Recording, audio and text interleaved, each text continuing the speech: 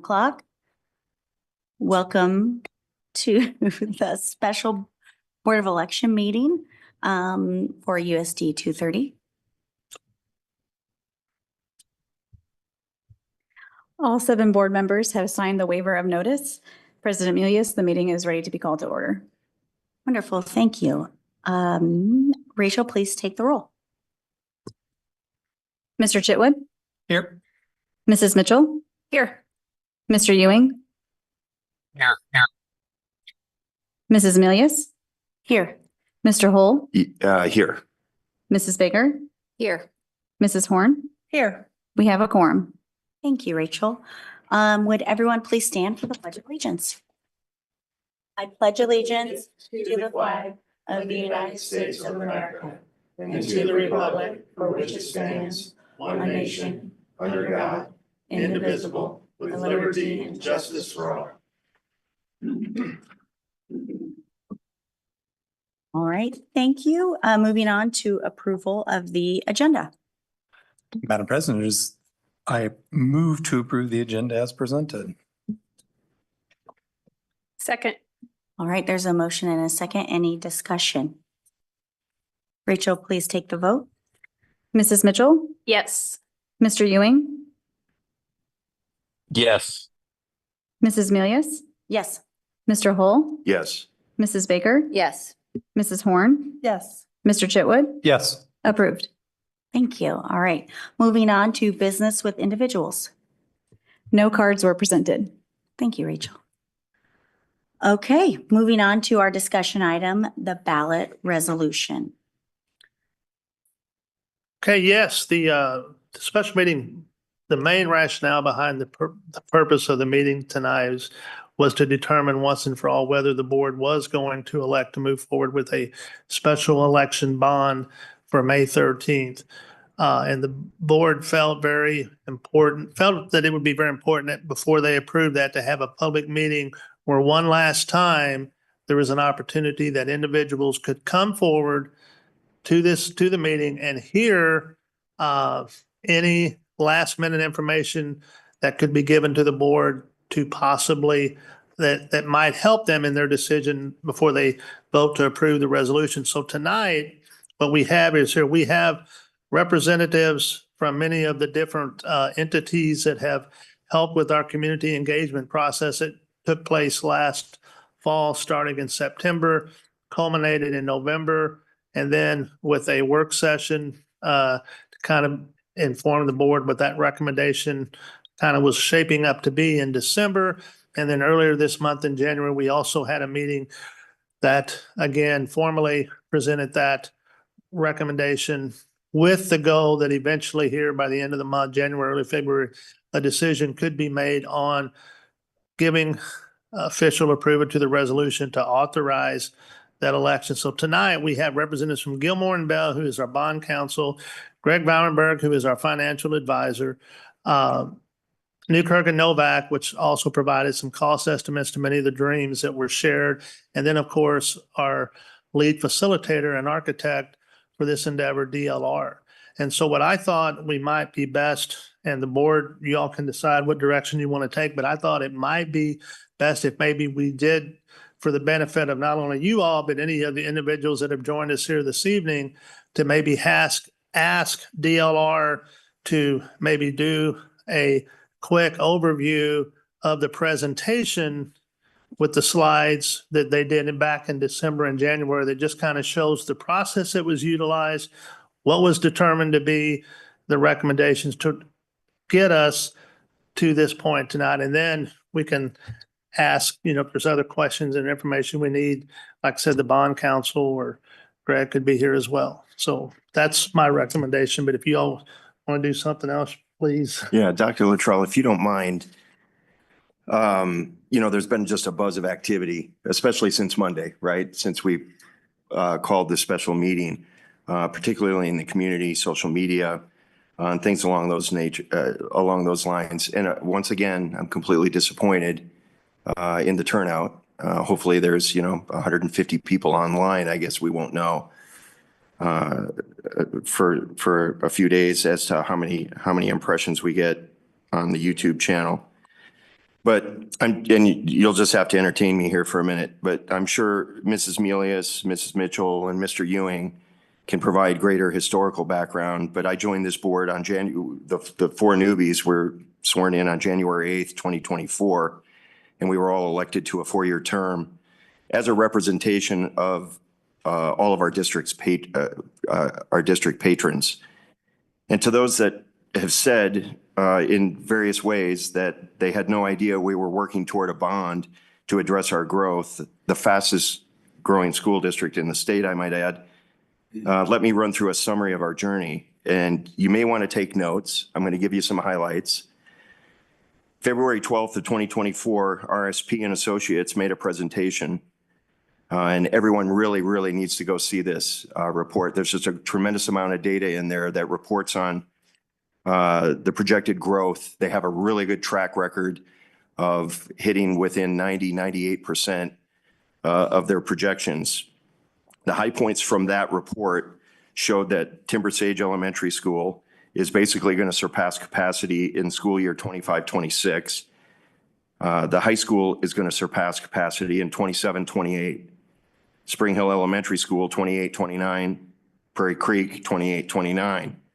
So if we start the process today as we propose, everybody needs to understand that we're not going to be ready. Things will not be ready to address those issues until the school year 26-27. By the time we go through this entire process, the construction is actually done and these buildings are open for business. April 29th, 2024, we had a presentation. It was, I believe, it might have been a special work session. It was. That was managing future growth, and it was presented by our financial counselors at Raymond James. And the spoiler alert here is that we're exercising this action with no increase to the mill levy. And I've seen all kinds of comments out on social media. You know, don't tell me that you're not raising my taxes just simply because you're not raising the mill levy.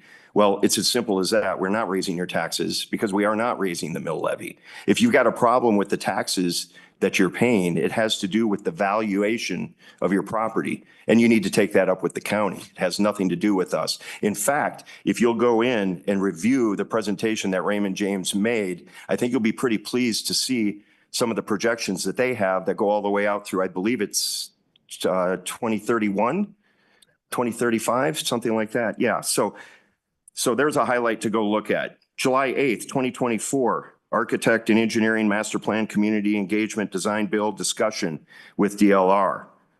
July 22nd, 2024, Board Meeting, Architect Contract Discussion for DLR. July 29th, 2024, a work session where we went through the building needs assessment of all of our buildings in the district. August 12th, 2024, approved RSP contract for continued enrollment projections, which I think is just a tremendous thing, tremendous asset for all of us to be educated on where we're headed with our growth. August 26, 2024, approved DLR for Architect Engineering Master Plan Community Engagement Facility Assessment Activity. September 9th, 2024, discussion of construction manager firm Newkirk and Novak was the recommendation. September 23rd, 2024, Newkirk and Novak selected as the construction manager. November 11th, 2024, a discussion on the facility assessment plan presented by DLR. December 2nd, 2024, work session, DLR community update. January 13th, 2025, DLR recommendation from Community Engagement Committee. We also had a ballot language proposal from our firm at Gilmore and Bell. And we had another financing analysis presentation by our finance consultant, Raymond James. January 27th, 2025, discussion ballot language resolution. This is for a May 15th or a May 13th vote, 2025. We've got some deadlines. Dr. Luttrell can go into it, but April 23rd, 2025, the ballots will be mailed. May 13th, 2025 at noon, the ballots are due at the election office, and then it may take a week. So May 19th, 2025, the vote would be certified. January 29th was a board meeting that was just this past Monday, 2025. And because because I think I can speak for all of my fellow members up here, because we were elected representatives serving the voters and parents of our students, in the spirit of full transparency, we did not want to take this vote on Monday, where our regular meeting was held at Spring Hill Elementary in the morning. It was not recorded. It was not live streamed. It was open to the public, but again, 7 o'clock in the morning at one of our learning centers. So we scheduled this special meeting specifically for that. One other thing I want to draw your attention to on some dates is the community engagement workshops that were executed. There were 6 in total. The first was on September 10th, 2024, and that was with our executive, admin, and education teams. On September 24th, 2024, the vision team was part of a workshop. And the vision team, by the way, that just equates to community members of the community. Workshop number 3, October 8th, 2024, executive, admin, education, and the vision teams. Workshop number 4, November 5th, 2024, exec, admin, education, vision teams. Workshop number 5, November 13th, 2024, exec, admin, education, and vision teams. Workshop number 6, November 19th, 2024, exec, admin, education, and vision teams. The community was involved in 5 of the 6 workshops. And let's not forget that we have many staff members that also live in our district. Now, for anyone saying that they had no idea that this action was being pursued or that the Board of Education has been operating in a vacuum, I would like you to please defend your claim. And you can do that by going to my email address on the USD230 website. I'd be happy to have that conversation with you. I commend and thank our community members, our staff, our partners that dedicated so much time to this effort to have gotten us to this meeting tonight. And in conclusion, I recommend everyone here and online, at the very least, review the presentations from the January 13th, 2025 Board of Education meeting. They concisely provide you with a summary of the journey to where we are tonight. Thank you.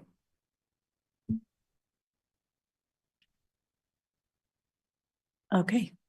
Would anyone else like to move into discussion, or would we like to have Josh give a summary of the presentation? We've done it a few times. I'm not sure that it's necessary, but if someone believes that it is so, I'm happy to ask him to. I'll be honest, I don't feel like it's necessary. I really appreciate the recap you did. Okay, full honesty, I did not truly want to be here tonight. I felt like we could have voted on Monday because we had seen the data enough. But when I saw the reaction to the things that we posted online, I was like, okay, you guys were 100% right with, let's give everybody one last shot, one last chance to hear it, one last chance to voice their opinions. Unfortunately, most of the opinions that I saw were all just don't raise my taxes. And I thought, great, good news. We're not going to raise taxes, right? But I couldn't speak intelligently enough to how are we going through this process? How are we putting a $60-some million price tag on a bond, but we're really not raising taxes? I'm definitely not a finance person, and numbers is probably not my game.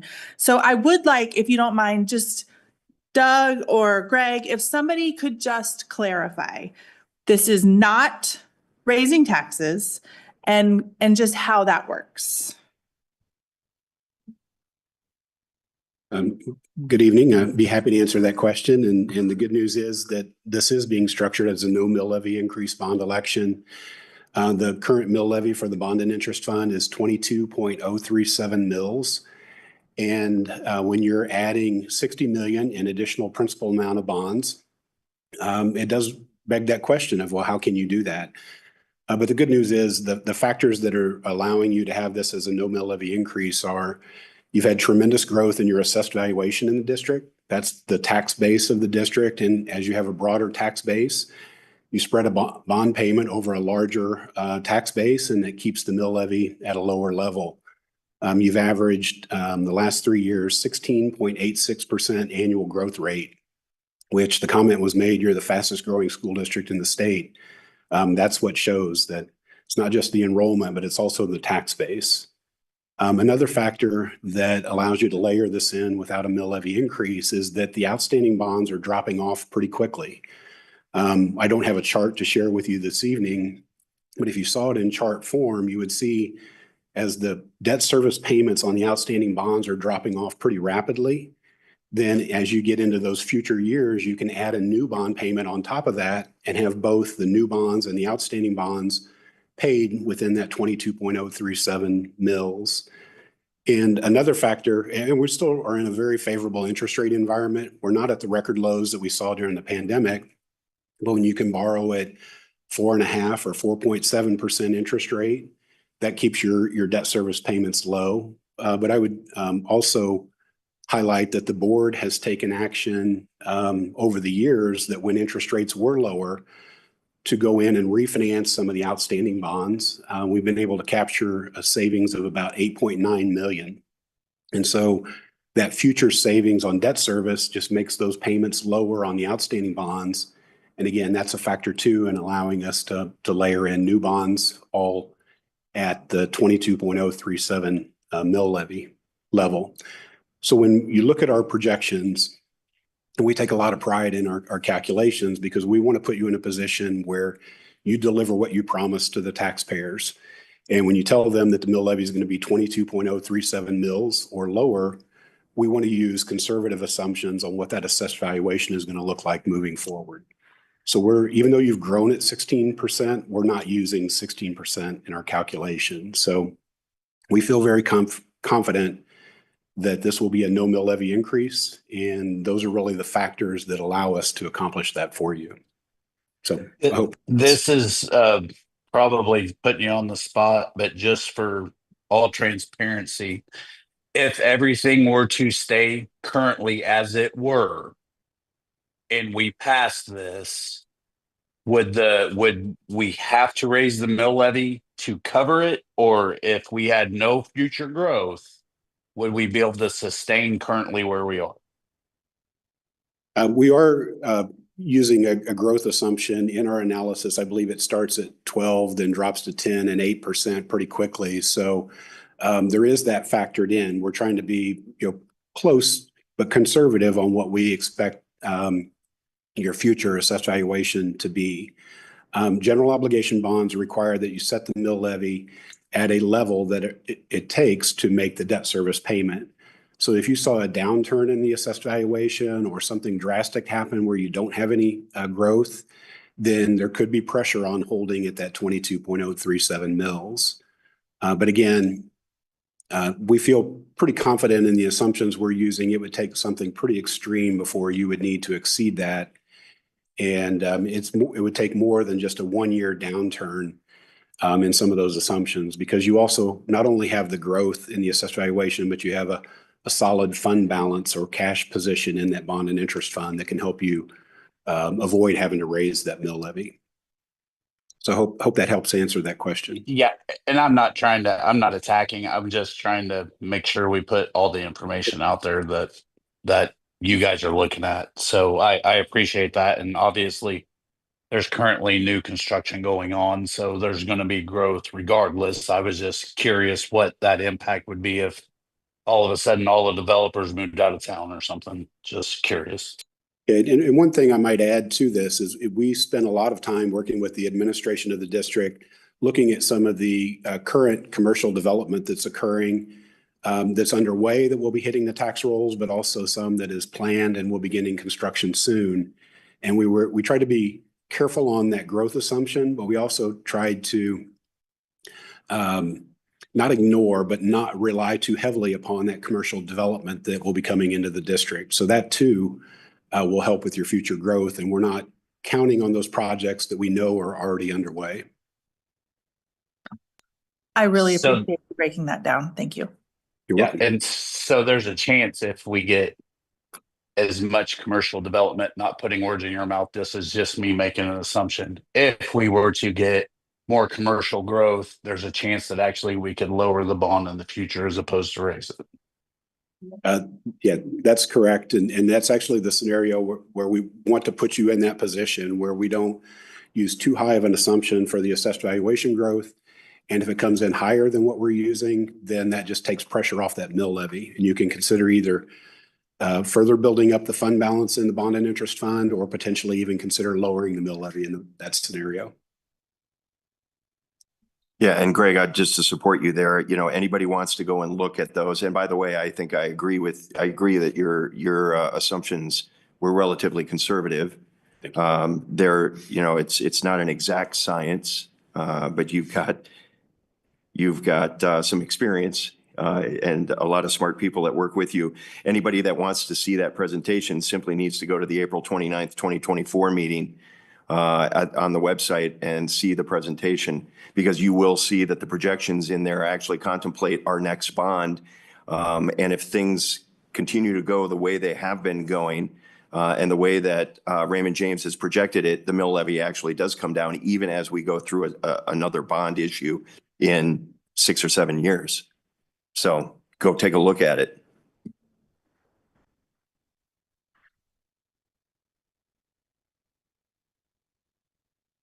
Any other questions? Thank you.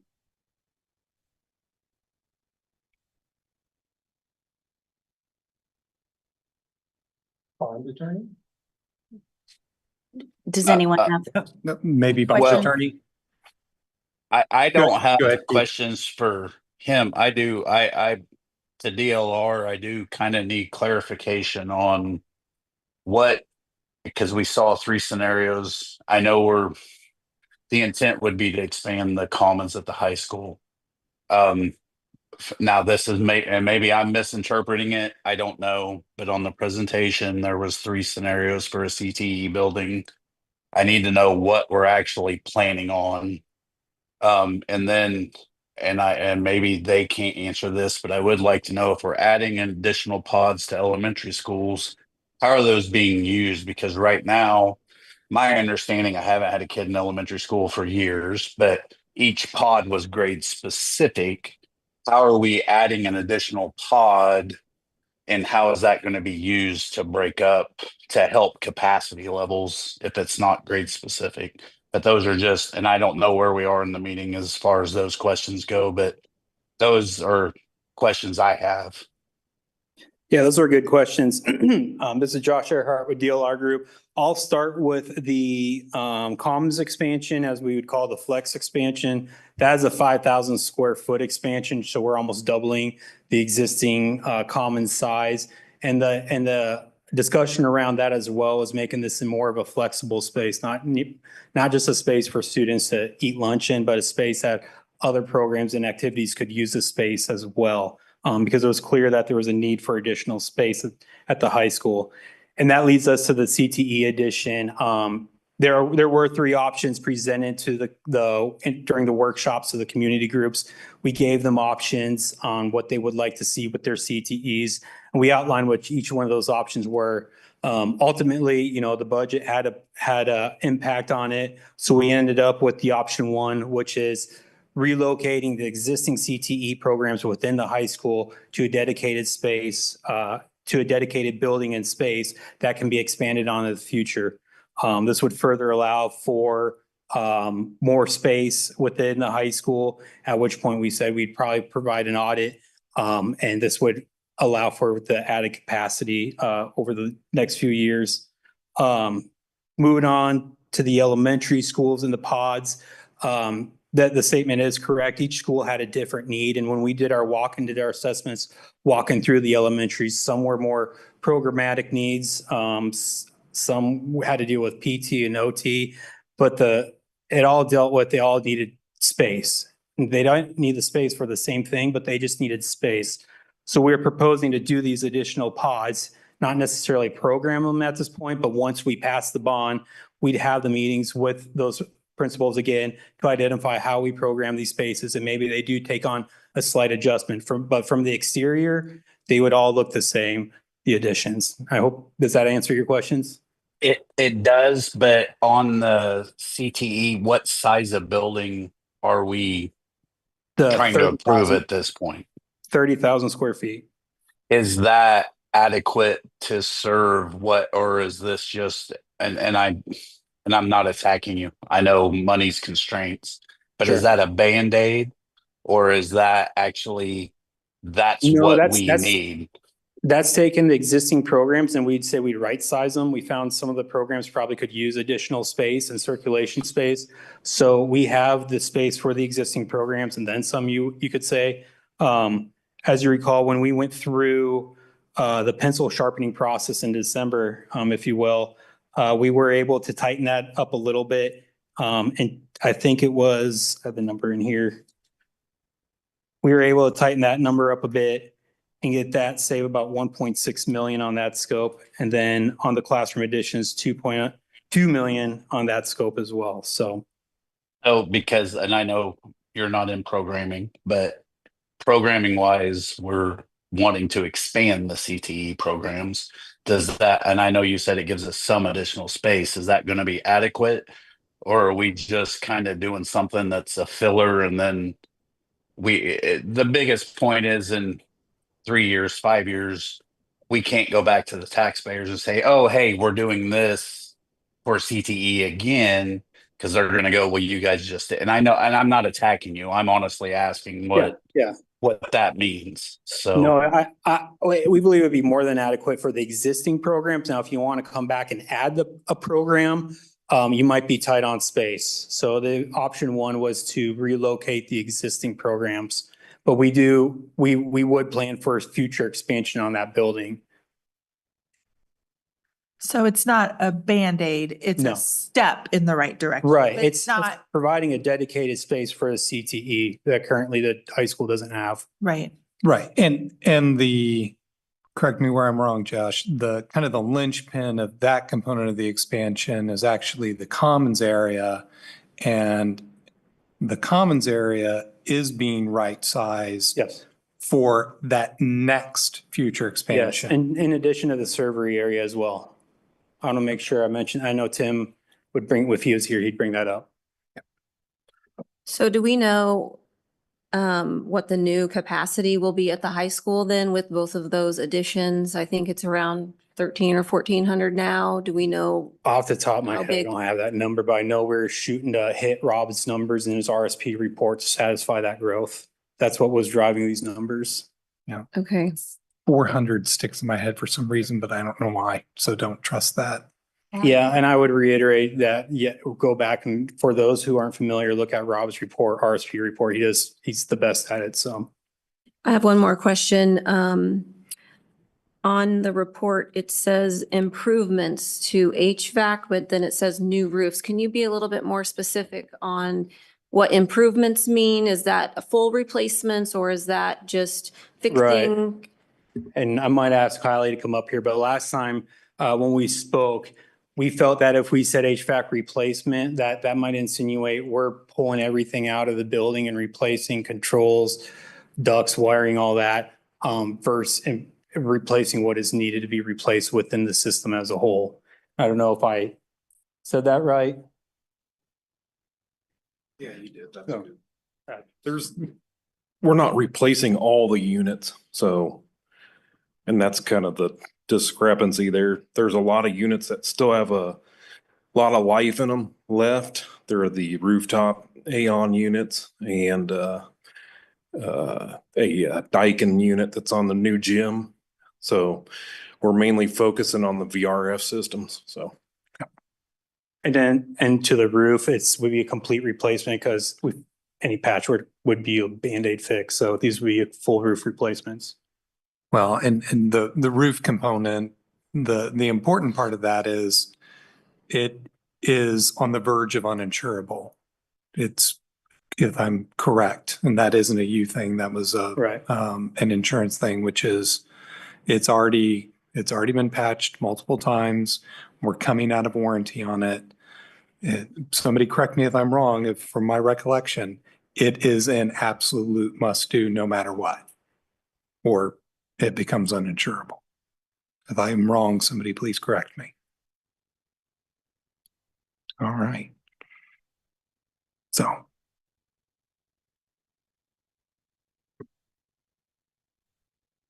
Any other questions? Josh, can you help me understand our timeline? So let's pretend that this bond passes in May. What does build out look like? Does that start right away? Does our repairs get done by the end of the year? What does that look like? So that's honestly the next step after all this is once we get the resolution and start working that away. And when do we, a lot of times we want to get a project going as soon as we can to show the public we're turning dirt. So it would probably be, we'd be looking at maybe the HVAC, the roof replacements, since those can be contracted directly. They don't take us designing and having meetings with teachers to go through programming. So you might see that happen a little sooner than later.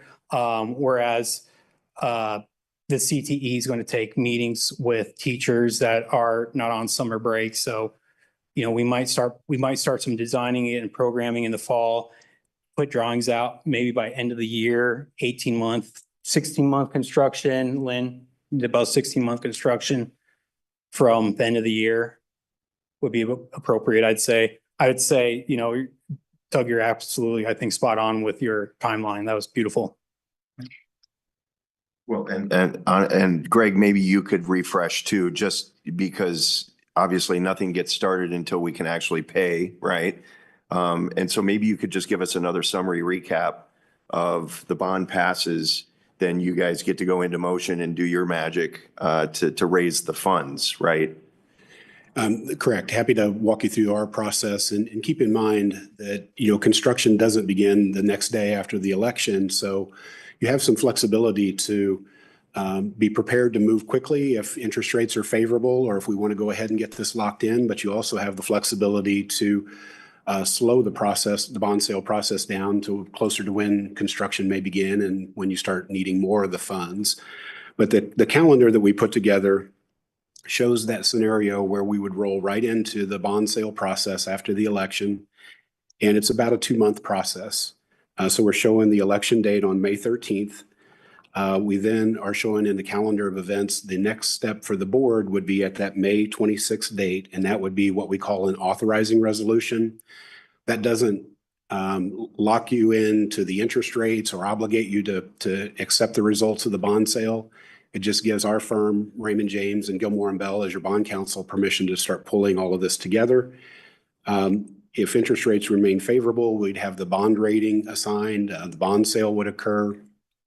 Interest rates would be finalized, and then we would come back to you at your June 9th meeting. That would be the binding action on the part of the board where you would adopt the bond resolution. First step was the authorizing resolution. The bond resolution actually would have the final interest rates, the principal payment schedule, all of the details of the bond issue. And if that is acceptable, once you adopt the bond resolution, then the financing is locked in. And Gilmore and Bell then has a number of legal documents that need to be completed. And you have to get Attorney General approval that everything was conducted properly and meets the statutory requirements. And assuming that takes about 3 weeks, we're showing a closing on July 1st. And on the day of closing, bond certificates are delivered to the bond investors. The bond proceeds are delivered to your construction account. And we'd work with Doug and his team to make sure that you have a plan for investing the proceeds at that point. Not to correct you there, but Doug's going to be drinking a Mai Tai. You're referring to or whatever, a Coke. We need to close that then on June 30th to make sure make Doug do the work. Okay. And I'm not sure who to direct this at. So it sounds like construction first that it could start would be possibly July 1st if we go by this, July 2nd by the timeline. Is that what I hear? If we have funds, yeah, I think that's conversations. That's kind of the next steps once the resolution is adopted is like, okay, how soon can we start turning dirt? So that's always a goal when we run these bonds is because the public wants to see, okay, when are we going to start to see something? Yeah, I think I'm trying to understand when the projects will happen. Will we have the HVACs and the roofs completed and ready for kids for next year?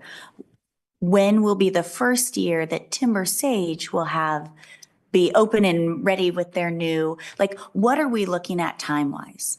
Because, and I'll be very, very direct. I'm concerned that we haven't done enough with our facility master plan to make sure we've incorporated enough of our needs in the bond. And all of it is needs. I recognize that we are trying to solve a lot of problems with not a lot of dollars.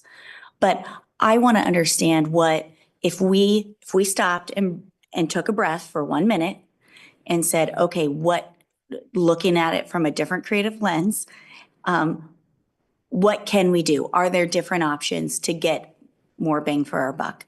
And if we did that and we added a couple months to this and moved our bond timeline to the fall, are we missing out on kids having a better HVAC for next year? Are we pushing our new addition 1 more year? Is that what the consequence of us asking for more time is? I haven't looked at what it would look like if you shifted the timeline. I do think the timber stage discussion would be year 2027. I don't know if pushing it back would push that a school year. I haven't looked at that calendar cycle quite yet. So I can't answer that right off the top of my head, unfortunately. Yeah, the timber sage one is the one that concerns me because according to the RSP data, they're going to be at capacity that 25, 26 school year, which is this next fall, right? I mean, that's this fall. And so clearly we're going to be behind the 8 ball on that situation. And it's my hope that your answer to that, Josh, is if everything comes together the way we envision it to come together, construction gets started as soon as possible, July, August of 25, will that expansion for timber sage be ready to go for the school year 26, 27? I would, Lynn, I don't know if you want to, jump in. We're starting to get into his area and I don't want to quite speak right there for him.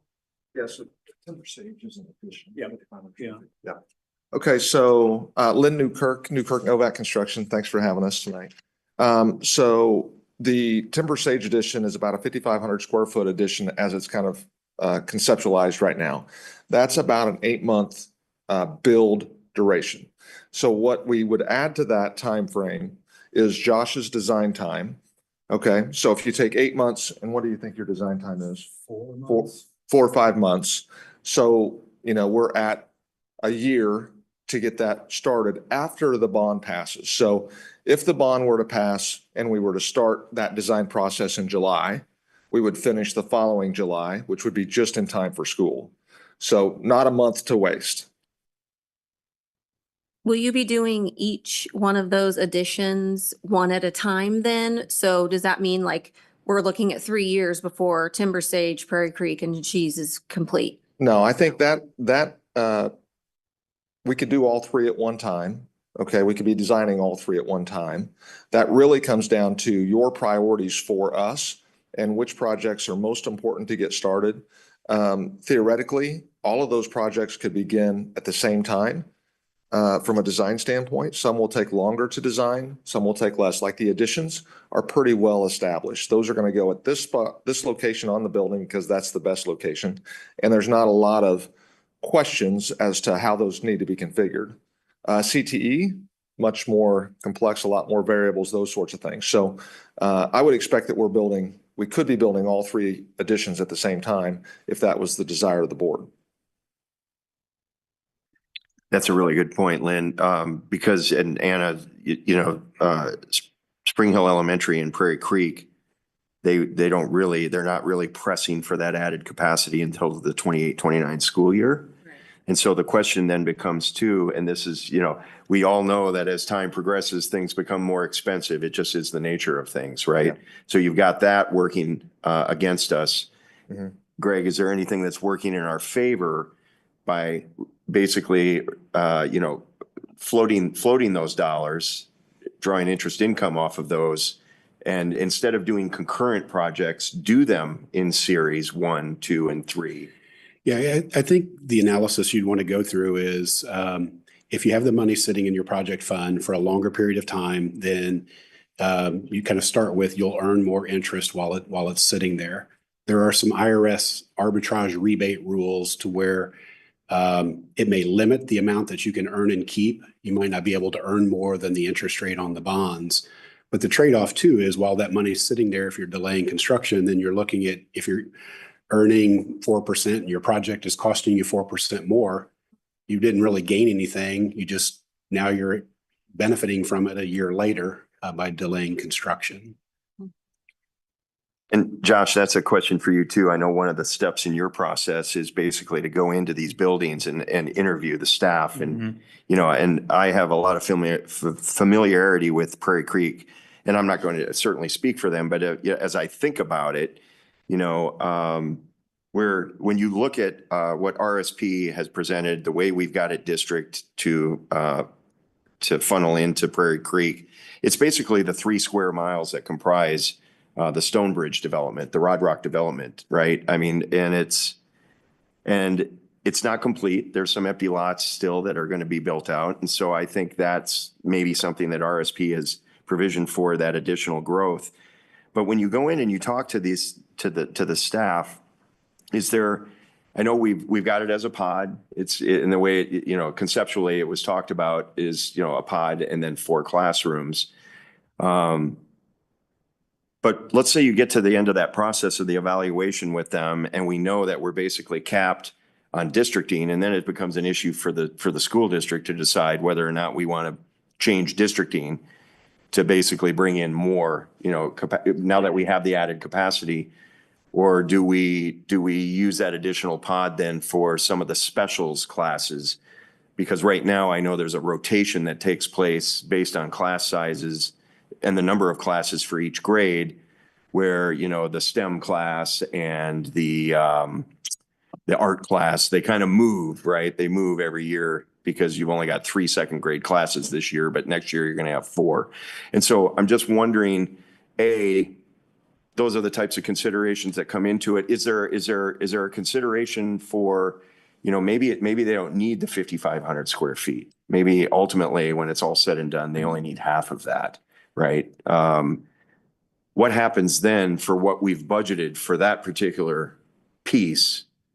Can that be redirected then to another area?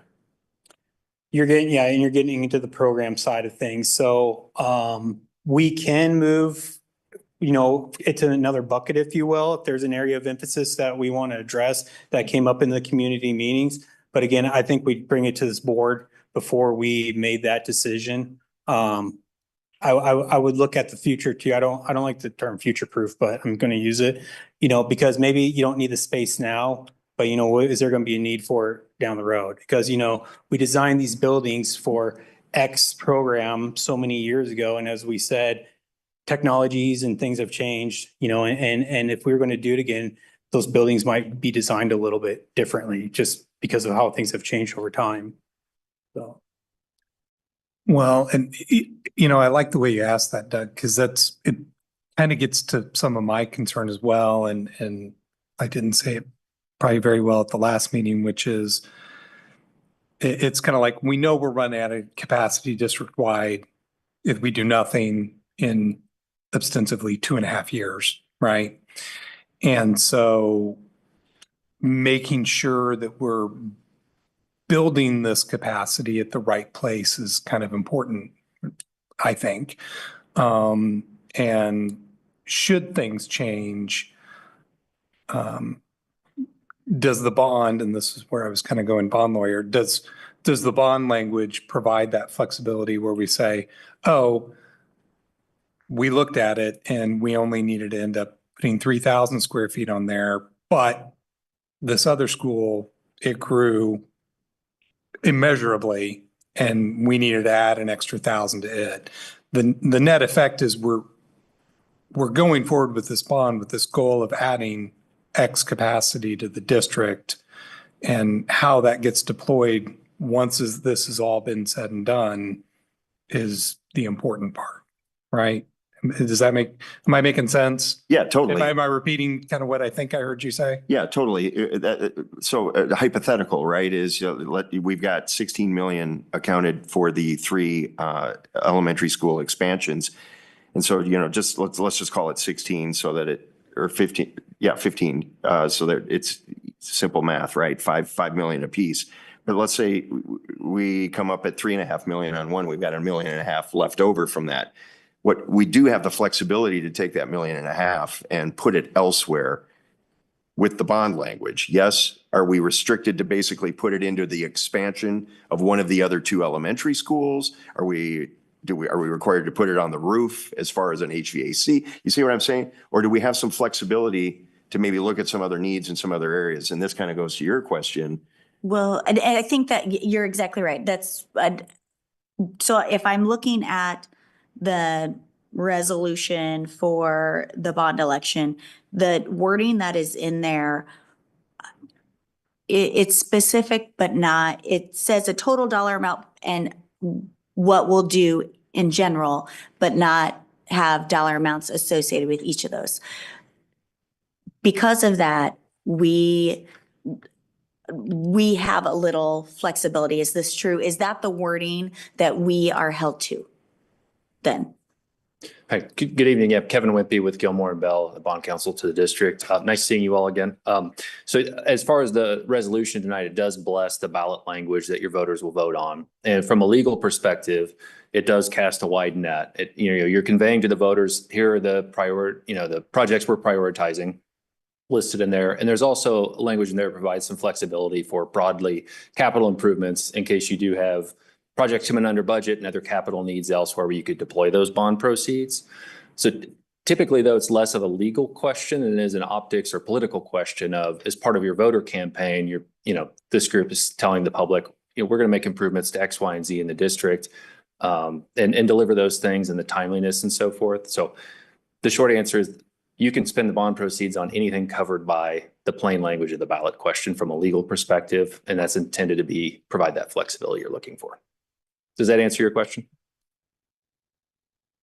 It does mine. It does It mine. does Thank mine you. as well.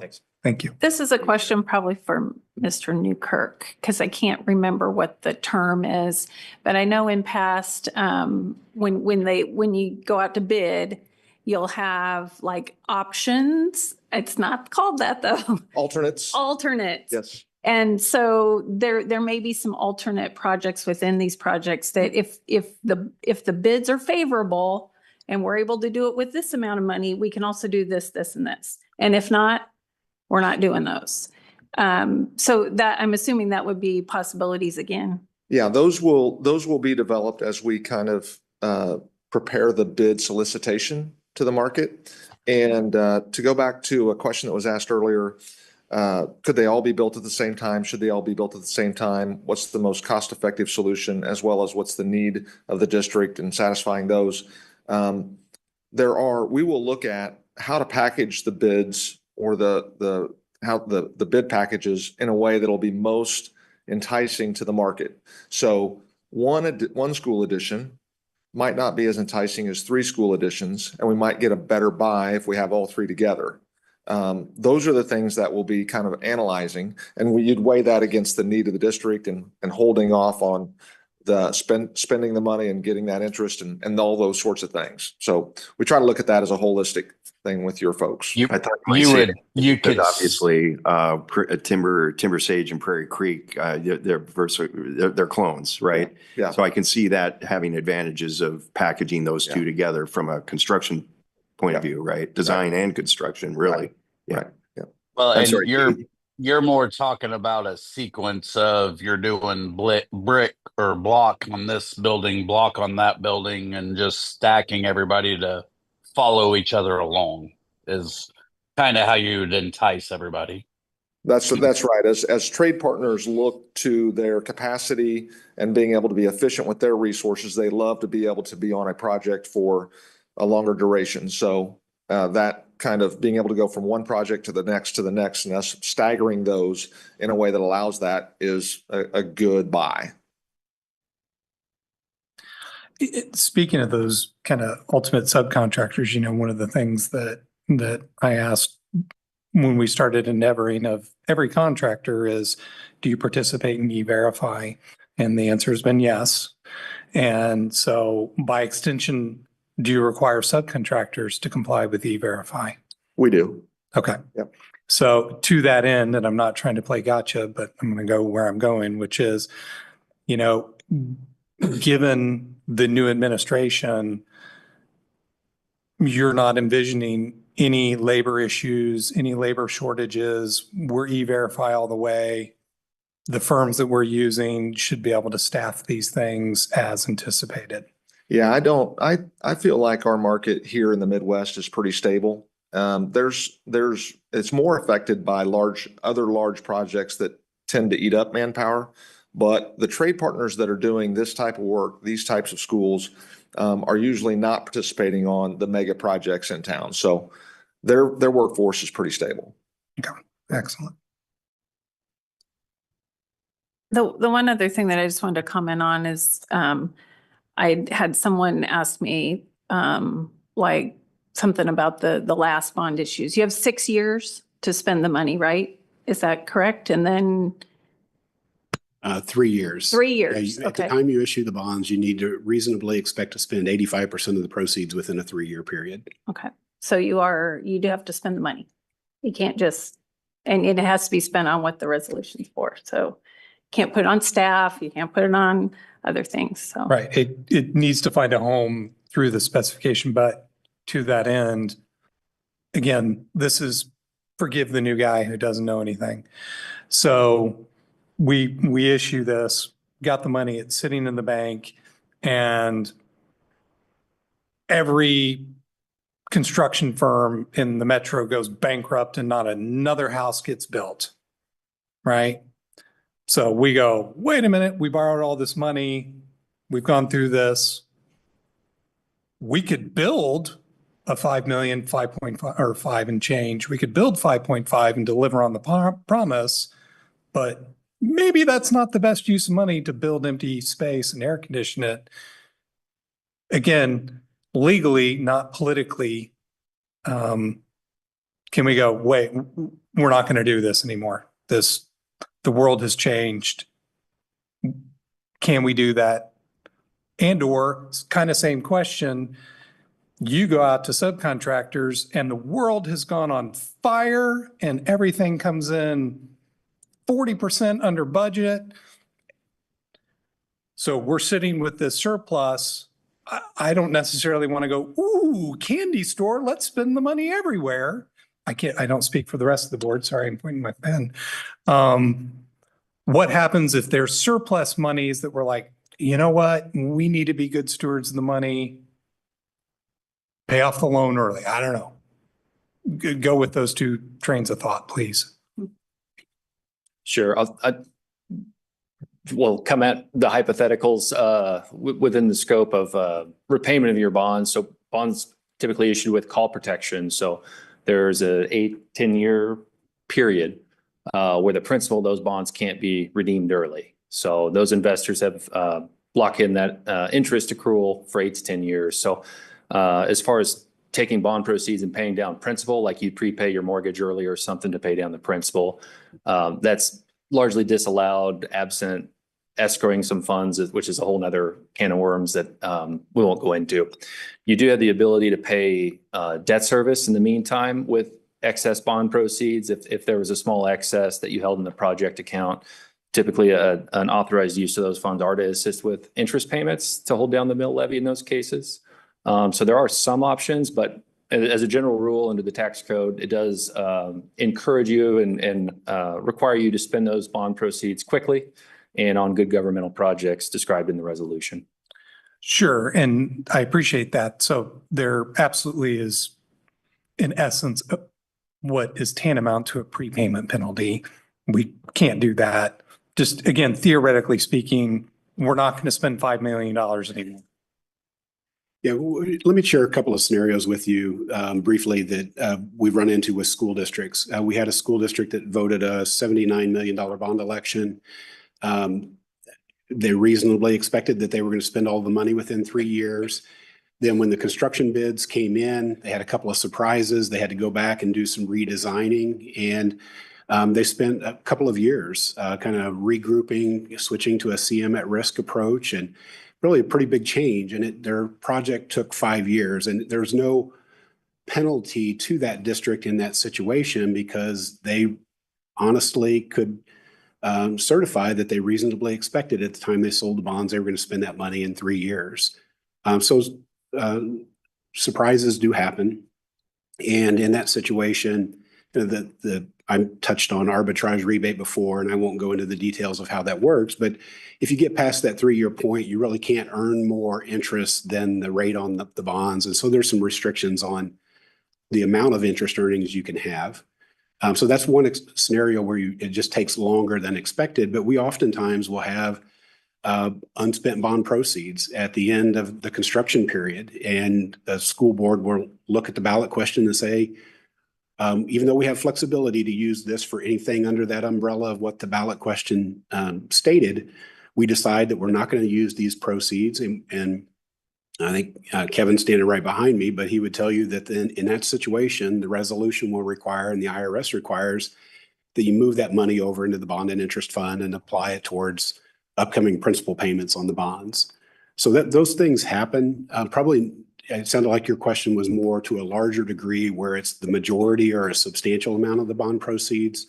I don't know that we have seen that, but if you make a decision that you no longer want to pursue a portion of the overall project, you have a large amount of unspent bond proceeds, then that you follow that resolution and the IRS guidance and move that into the bond and interest fund.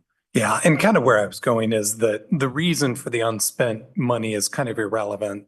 The rules are the rules, and it goes into the bond and interest fund.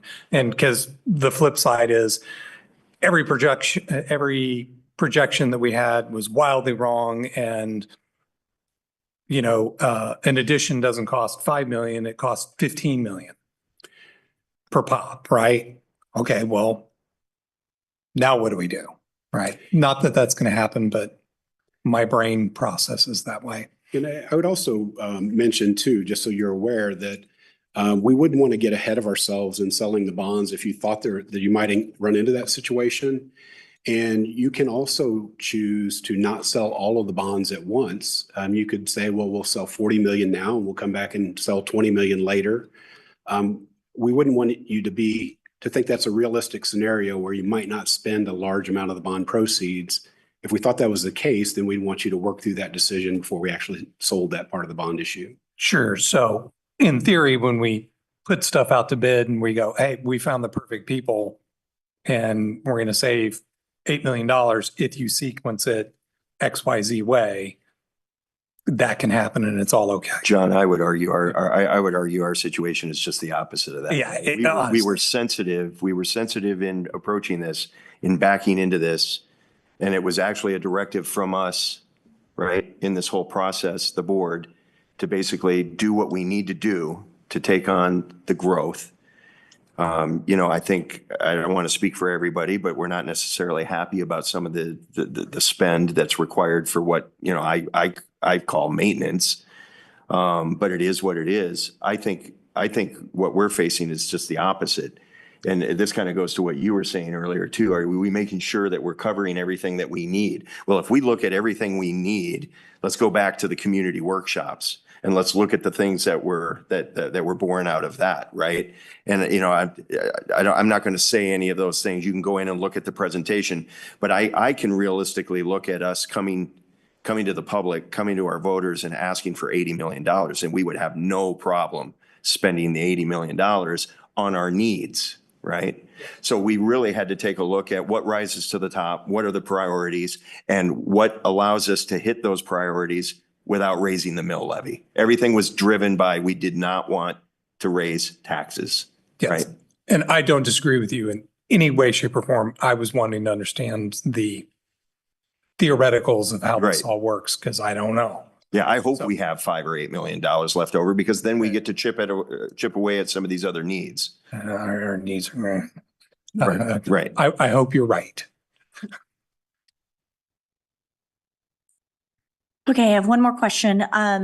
So I read through the bond language, and there is I don't want to say flexibility because I don't think that's the right word, but what I see is Josh has given us what has come out of our initial meetings, and that all of them fit within this bond language.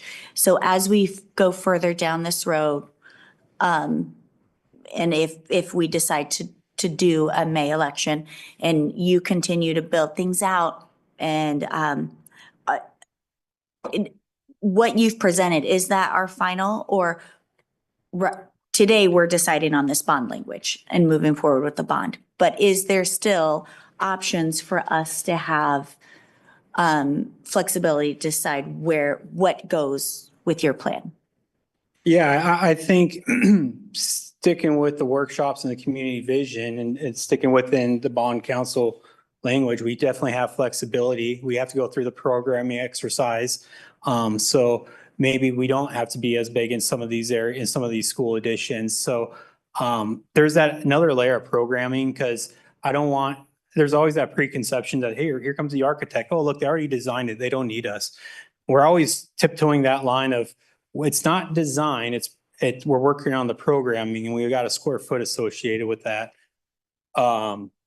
So I think as long as we stick within that, the CTE option 1 and additions, they can take on different shapes and flexible within that realm. But I don't know if we could, just run off and go do a natatorium, I don't think we could do that or anything.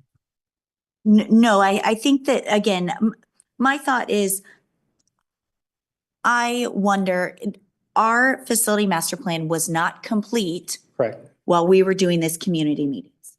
So are we sure we gave our community all the actual needs we have? Obviously, growth is a need, and we knew that, and that was one of the big ones. But are we sure there isn't other needs that came out of the facility master plan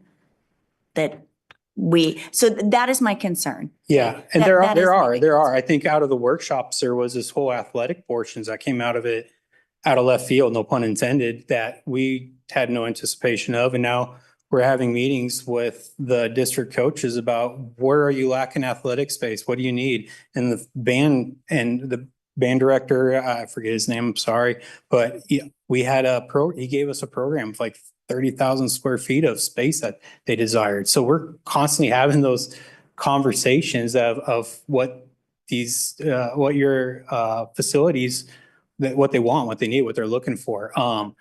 I think what rose to the top here is really what came out of the workshops and the community meetings, and really focus back on the growth, kind of the needs versus the wants, I guess, and the desires. So I don't know if that answers your question, but.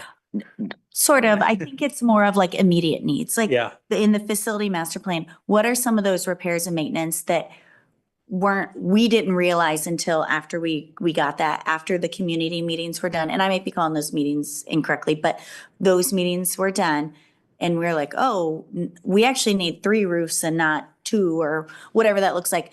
Are we missing some of those things? And I think I don't even need you to tell me that now. I'm just wondering, if we should pass this now, is there that flexibility to still recognize those in it and adjust? Yeah, recognize those items within the facility master plan, and just absolutely. And I think the last time I was here, we discussed how that facility master plan is a living, breathing document. It evolves, things change, we update it. And so absolutely, I think we can, that is a roadmap of sorts, a guideline, if you will. Yes. Well, and Nicole, to jump on top of that, I think the conversations that were had we didn't have a fund that was available for our maintenance issues prior. And now that we do, where does that fit into taking care of maintenance and protecting us from having to use this for further bond issues? And I know that's not a Josh question, but that's an internal question that I think we kind of need answered at this point. And Doug, feel free to jump in here.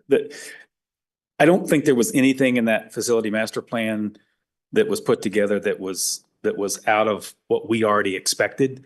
That was really an exercise for your viewing. We had all of that information and all those things in our head already. And so that's why the roof and the HVAC is what we knew needed to be addressed out of bond funds. Everything else, I believe, Doug, the logic would be that that would be out of capital in the future, minus some large other scale potential turf on the field or, one of those things that comes up in the future. Yeah, absolutely. The big ticket items are addressed, the immediate needs in this bond issue. There will be capital outlay dollars to fund a lot of the items on your list. The facility master list that was presented, but there are some big ticket items that'll be on your next bond issue. So Like, potentially track resurfacing. I'm guessing here, I don't want to be held accountable for what I say. But think of something on the list that was more than $1 million, and that's probably going to have to go in. Yeah, parking lots, complete parking lots. In depending on how much and what year, some of that can be done with capital outlay, but some of it, yes, it's going to have to wait till another bond issue. Yeah. so, and I don't want to sound grumbled at this, but I'd like to remind with that comment that facility master plan was for us. I would disagree. That $80,000 facility master plan was for our district to have great planning. Am I correct when I say it costs that much money? By the dollar, it's round figures, yes. Thank you. Well, and I think as a board, because it kind of came up when we were discussing this, which I understand we have to capture a lot of this under a bond, but moving forward, worst case scenario, again, and I know everybody sitting there that has control of things is kind of rolling their eyes, but I think as a board, we're trying to go, well, if we were to not grow and we weren't able to do another bond issue, are we going to be able to repair the roof, and where is that money going to come from? I know we're all speaking hypotheticals, but a big thing that people are reaching out about is, and it came up in the meetings, is why are we doing deferred maintenance? And I understand a lot of it does come from that, in that we didn't have capital outlay for a certain number of years, but I think it's important that we do have a plan for, let's say in 3 years, we don't have a bond issue, or 5 years, we don't have a bond issue that passes. We're still going to have roofs. We're still going to have HVAC that has to be taken care of. Do we have the funding in place? Are we planning for that? Do we have a plan for that?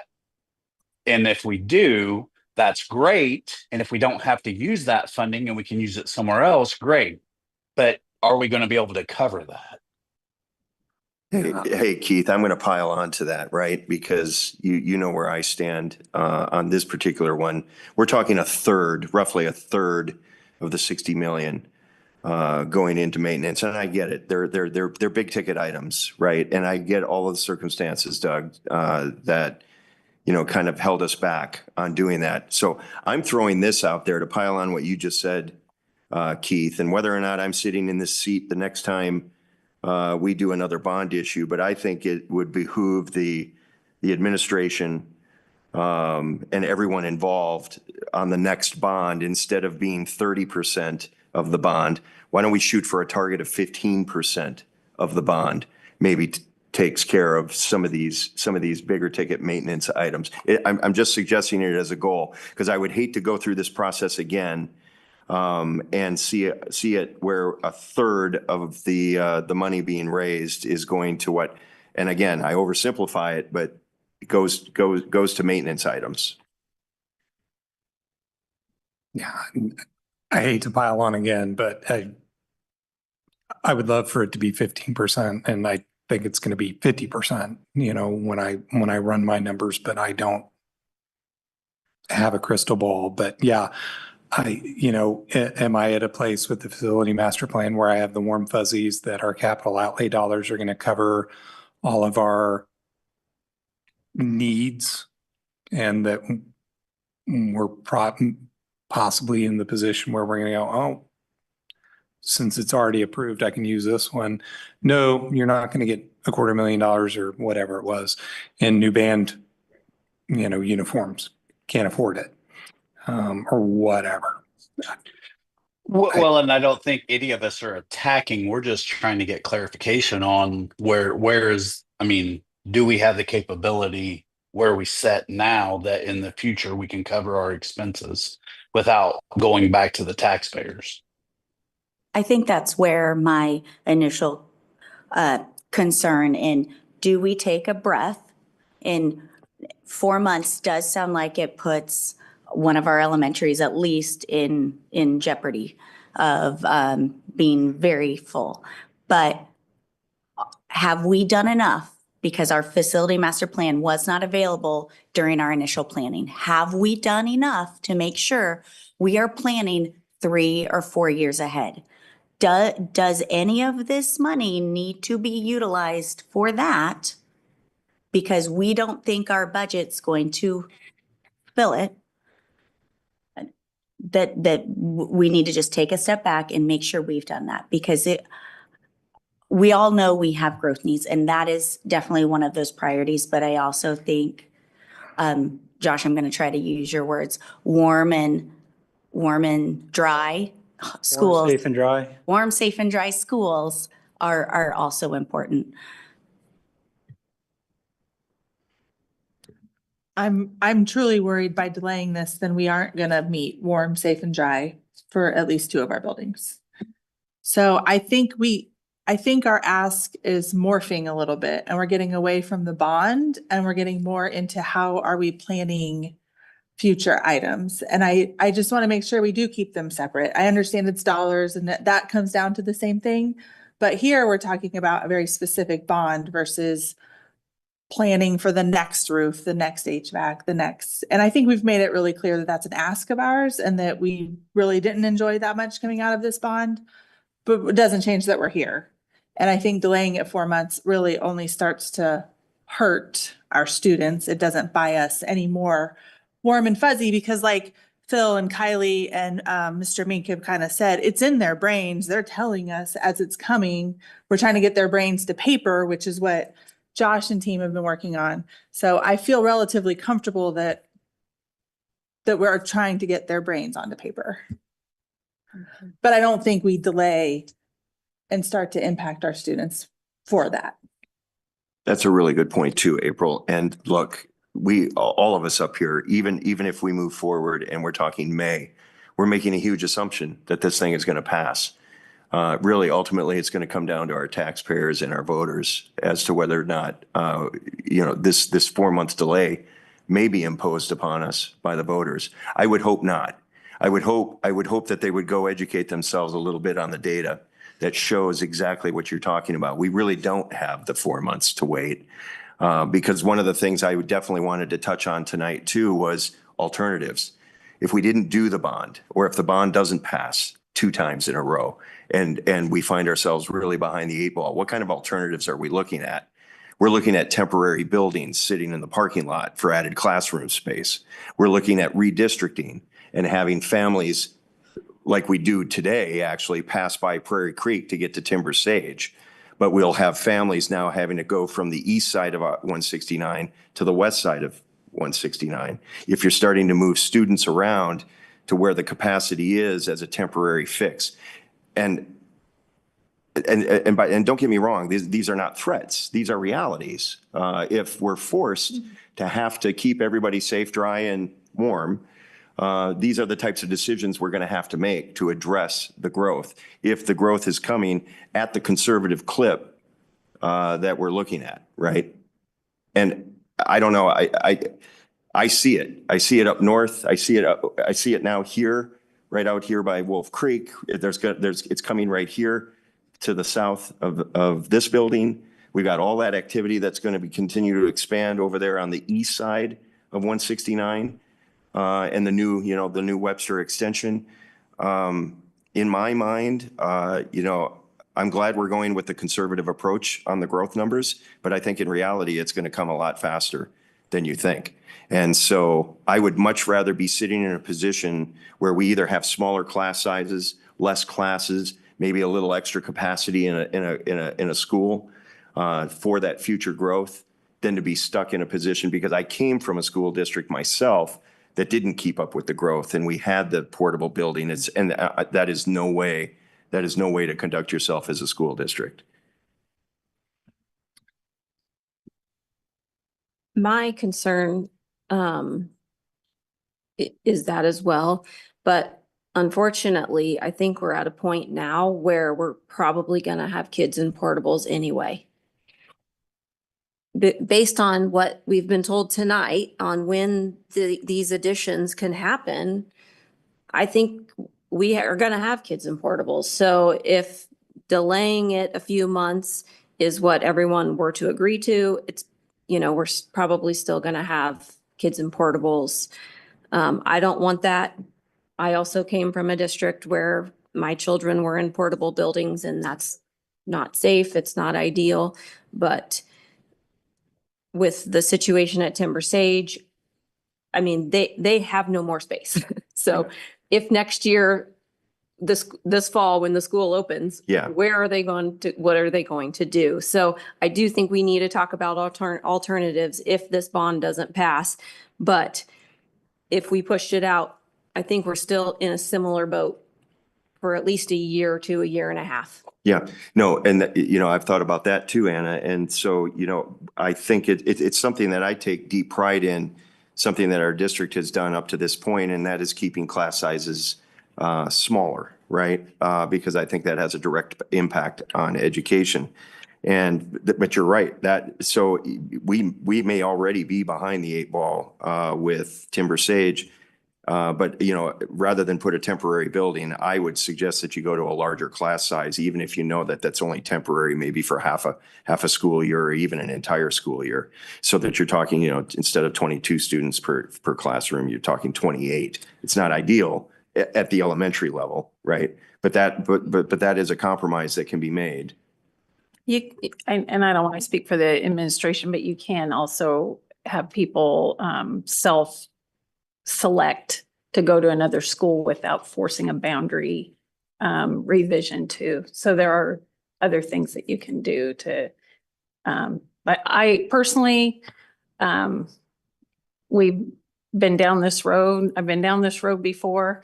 And I think it's always easy to think if we wait, we're going to be more prepared. Nobody up here wants to, you know, borrow a bunch of money. We don't do that in our own personal lives, right? So why do we want to do it here? But I think we have a responsibility to the students with the information that we have to do what we can in a timely manner to address the concerns. And so it's never going to be perfect. Our voters do have the ultimate say with the bond election. So I would be in favor of just moving forward. It's not going to get any cheaper. It's not going to get any easier. And being that much further down the road in May, either we know or we don't know. You know, we know or we know one way or the other in May. So that's my 2 cents. You know, one of the thoughts that I do have about it, that my personal feeling is that if we do go forward with the bond election, here's the reality. We've got enough seats where I don't think we're going to have to put kids in buildings if they self-select. And for me, we do need to keep growing because the growth is coming. But if the electorate of our district say no more money, the tap is turned off, you're done growing, that's the signal that they're going to send to the community and at large. Don't build any more houses. Spring Hill schools aren't going to build any more schools for you. That's I hate to make it that simplistic as me looking at this bond, but we borrowed a lot of money. People have keep giving it, but I don't know. They may change their mind and say, we're done growing. And if they do, while it won't be easy, we'll know the decision at that point. But having said all that, I do have angina about passing a bond and getting down the road and going, oh yeah, and we need $2 million and we don't have it. We've got to put it on the credit card and borrow money. Not a literal credit card, folks, but a payday loan. I don't want that either, but not having a roof at Shees and Spring Hill Middle is abjectly unacceptable in my world. End of story. And that's the situation that exists now.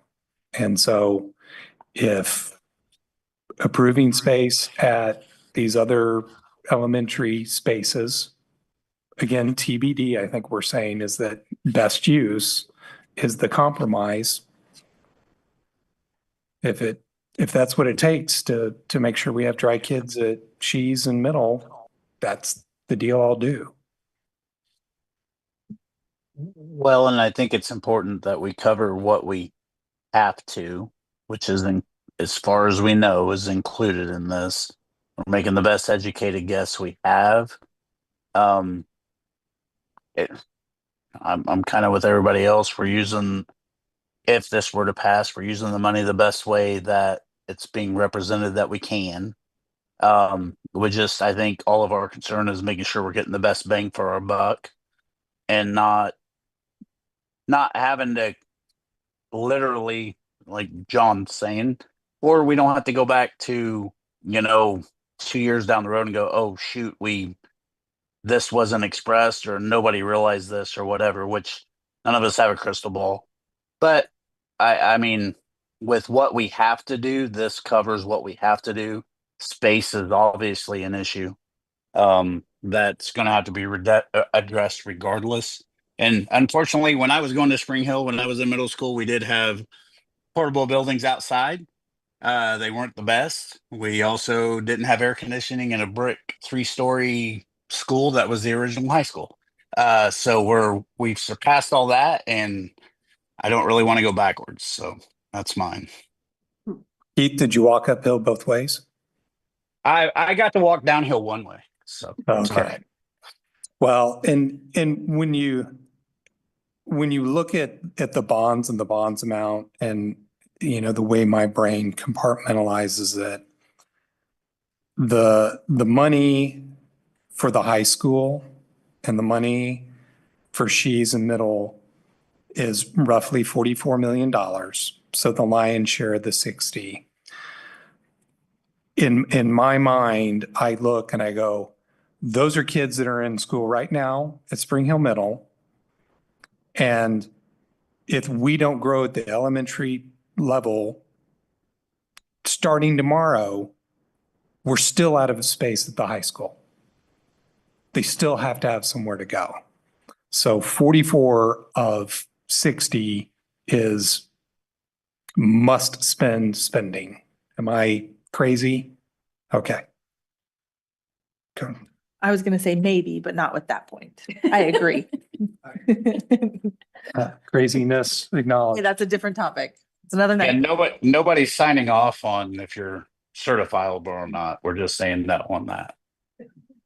Well, and can I just add one thing too? It may be a point that we haven't really drawn enough attention to is our approach to what we're doing at the high school. I firmly agree with, by moving the career education piece into its own facility is more in line with the 21st century, quite frankly, and puts us in a competitive situation with neighboring school districts when we're a fraction of their size. And that's the direction I'd like to see us go. And I'd like to actually see more done with the CTE program at the high school. Now, with that said, by doing that, we're creating the space in the classroom space at the high school then to take on that additional growth that's needed for those core studies, right? But I can't emphasize enough the strategic nature of the way we're approaching the expansion at the high school to really draw attention to the career paths that we're creating for our young people to have the opportunity to take rather than some of your traditional courses. And it's space that can, if everybody's predictions are correct and Spring Hill continues to boom, there is a second high school in the future, whether it's 10 years or 15, it's looming out there. This space still is usable and doesn't become wasted space, which I think is even more valuable to the growth that could could still be in front of us. And hitting back on the growth and going back to Greg's projections and the AV growth, this is again my own personal opinion. Those are all predicated on the continued growth of the district and the continued desirability. And again, shutting off, we're not going to grow anymore. We're done. In my opinion, will ultimately negatively impact those assessed values and impact our future ability to meet our bond obligations. That's me and my crystal ball. In my mind, it doesn't mean I'm right, but I think that's a potential price that would have to be paid by not clearly signaling we're still growing. Okay. Any further questions? Comments? I would entertain a motion. I don't want to disappoint. So Madam President, I move to approve. Oh my, what's the number? Darn glasses. 7.01. 7.01. Do we have to read this, Rachel, verbatim? Then I move to approve 7.01 as presented. Second, yeah. Go ahead, Sharon. Yeah. All right, motion and a second. Further discussion? Okay, Rachel, take the vote, please. Mrs. Milius, Yes. Mr. Hole, Yes. Mrs. Baker, Yes. Mrs. Horn, Yes. Mr. Chitwood, Yes. Mrs. Mitchell, Yes. Mr. Ewing, Yes. approved. Wonderful. Thank you. We are adjourned.